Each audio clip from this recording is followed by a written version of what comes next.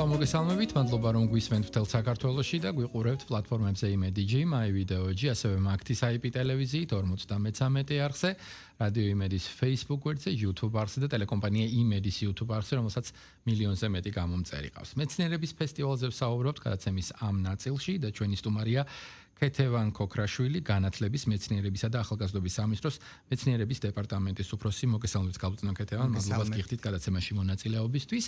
გეტყვით, რომ სექტემბერ-ოქტომბერში საქართველოს რეგიონებში მეცნიერების ფესტივალი იმართება, რამდენიმე ასეთი შეხვედრა უკვე იყო, თუმცა კიდევ რამდენიმე რეგიონული უნივერსიტეტი რჩება ამ ფესტივალის მისაღებად, სამასპინძლოდ და სწორედ ამ საკითხებზე ვისაუბრებთ. უპირველესად, ალბათ ყველაზე მნიშვნელოვანია თავად ფესტივალის იდეა გავიგოთ, გავიცნოთ უფრო ახლოს, რაში მდგომარეობს, რას ეფუძნება, გისმენთ გალბატონო ქეთევან.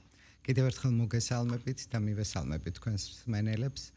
ფესტივალის იდეა ჩნდება 17-18 წლებში და ჩატარდა კიდევაც, მათ შორის თბილისშიც და რეგიონებშიც. შემდგომ მოგეხსენებათ, რომ COVID პანდემიის გამო ყველაფერი დაიხურა და ფესტივალიც შეჩერებული იქნა რამოდენიმე წლის განმავლობაში და საბოლოოდ ის აღდგა 2023 წელს, ჩატარდა პირველი რეგიონული ფესტივალი და ამ ფესტივალის წარმატებამ დაგვანახა, რომ ეს ღონისძიებათა ციკლი უნდა გაგრძელებულიყო და კიდევ მეტად განვითარებულიყო. წელს ფესტივალი ტარდება ყველა რეგიონულ უნივერსიტეტში. თვითონ იდეა, როგორც უკვე აღნიშნე და სრული დაფინანსება ეკუთვნის საქართველოს განათლების, მეცნიერებისა და ახალგაზრდობის სამინისტროს, მაგრამ ორგანიზატორები გახლავთ, რა თქმა უნდა, რეგიონული უნივერსიტეტები. მონაწილეები არიან უმაღლესი საგანმანათლებლო დაწესებულებები მთელი ქვეყნის მასშტაბით, სამეცნიერო კვლევითი დაწესებულებები მთელი ქვეყნის მასშტაბით და რაც ყველაზე უფრო ნიშანდობლივი და ჩემთვის სასიხარულოა, ძალიან ბევრი სკოლა იღებს მონაწილეობას ამ ფესტივალში, არა მხოლოდ როგორც დამსწრე საზოგადოების სახით, არამედ უშუალოდ მონაწილეობენ, განსაკუთრებით ჩართული არიან STEM კლუბები, სკოლის STEM კლუბები, რომელიც საკმაოდ საინტერესო ინოვაციურ პროექტებს და სტარტაპებს წარმოადგენენ ფესტივალის ფარგლებში. ფესტივალი ზოგადად ორი კომპონენტისგან შედგება. პირველი ეს გახლავთ აკადემიური კომპონენტი, სადაც მოიაზრება საერთაშორისო სამეცნიერო კონფერენციები და აქვე მინდა აღვნიშნო ზუგდიდის სახელმწიფო უნივერსიტეტში ჩატარებული საერთაშორისო შემოდგომის სკოლა, სადაც მონაწილეობდა 10-ზე მეტი ქვეყნის წარმომადგენელი და მიმდინარეობდა ერთი კვირის განმავლობაში. სხვა რეგიონებში იქნება სამეცნიერო კონფერენციები, სადაც ასევე ყავთ საერთაშორისო პარტნიორები და კოლაბორანტები ჩართული. ამას ხას იმიტომ უსვავ, რომ ფესტივალი არა მხოლოდ მეცნიერების პოპულარიზაციას უწყობს ხელს, არამედ მის ინტერნაციონალიზაციასაც. აქ ხდება ახალგაზრდა მკვლევრებისა და მეცნიერების შეხვედრები, ინტერდისციპლინური კვლევების სამომავლო დაგეგმვა და გარდა ამისა მნიშვნელოვანია, რომ ფესტივალის ფარგლებში ჩართულია ასევე ჰორიზონტი ევროპას ეროვნული ოფისი.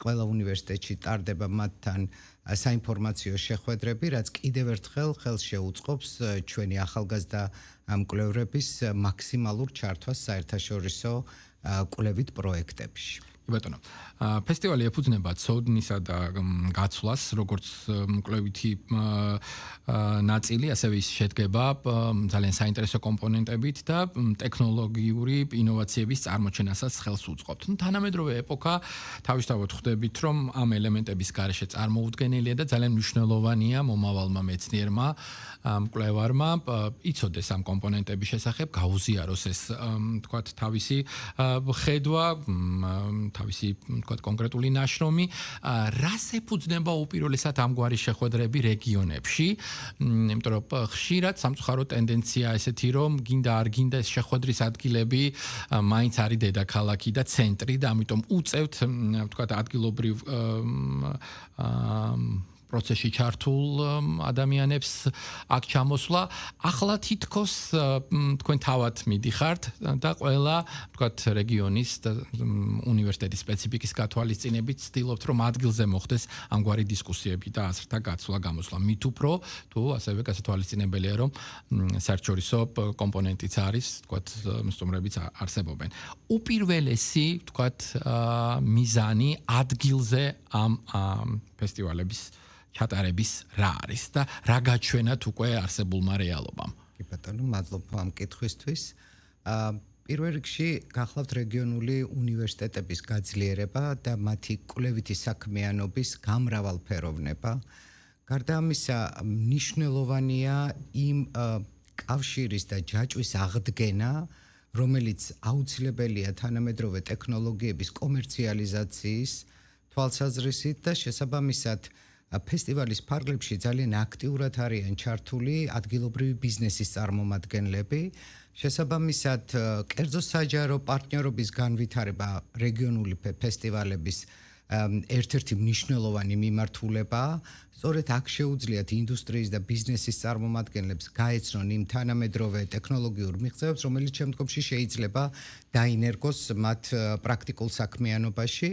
და დღემდე ორ ქალაქში უკვე ჩატარდა ფესტივალი. დღეს ახალციხეში მივემგზავრებით, იმიტომ რომ ახალციხის უნივერსიტეტი გმასპინძლობს და ამავდროულად ახალციხის უნივერსიტეტს 35 წელი უსრულდება. დიახ, და მე მინდა თქვენი ეთერით ვისარგებლო და წინასწარ მიულოცო უნივერსიტეტს ესოდენ მნიშვნელოვანი თარიღი.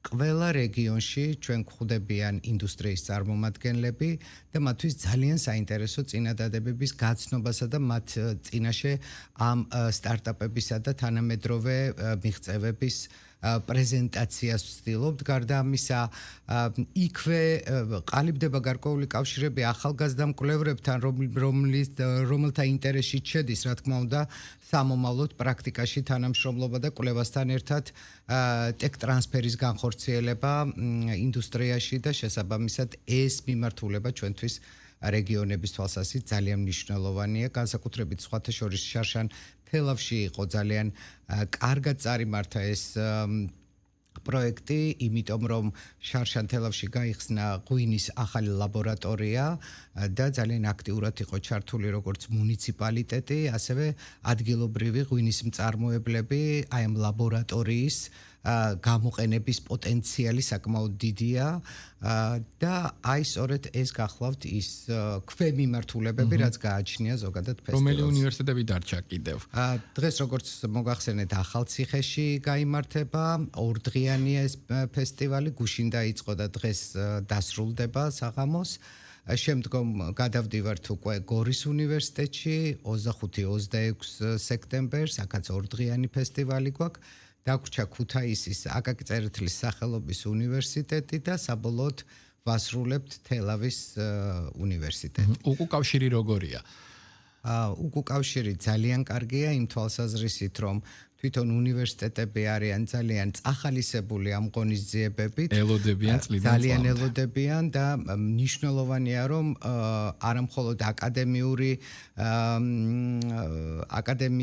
აკადემიური სფეროს წარმომადგენლები, არამედ სტუდენტები არიან ძალიან დაინტერესებული ამ ღონისძიებებით და როგორც უკვე აღვნიშნე, სკოლის მოსწავლეებიც მინდა გითხრათ, რომ ბოლო 2-3 დღის განმავლობაში არაერთხელ ჩვენი სამინისტროს ხელხაზზე დარეკა სხვადასხვა პიროვნებამ და იკითხა, როგორ შეიძლება დავრეგისტრირდეთ, გვინდა რომ დავესწროთ ფესტივალს. ფესტივალი ღიაა, არანაირი რეგისტრაცია წინასწარი არ ჭირდება. შეგიძლიათ მობრძანდეთ, როგორც უკვე აღვნიშნეთ რეგიონულ უნივერსიტეტებში და დაესწროთ მეცნიერების და კვლევების ზეიმს. მე როგორც ხვდები, ფესტივალს არაერთი მიზანი შეიძლება ჰქონდეს და ძალიან კარგია, რომ ეს ჩართულობა ადგილობრივი უნივერსიტეტების გაძლიერება ერთ-ერთი ყველაზე მნიშვნელოვანი კომპონენტია. თუმცა არსებობს თუ არა, ვთქვათ, წლის თემა, ასე ვთქვათ, კონკრეტული ფესტივალის და წლევანდელი, ვთქვათ, ეს მიმართულება რას მოიცავს? კი ბატონო, სხვა შორის ამ მიმართულებაზე ბევრი არ გვიფიქრია, იმიტომ რომ ყველაზე მეტად რაც მნიშვნელოვანია დღეს თანამედროვე ტექნოლოგიური ტრანსფერის განსახორციელებლად, ეს გახლავთ კერძო საჯარო პარტნიორობის განვითარება.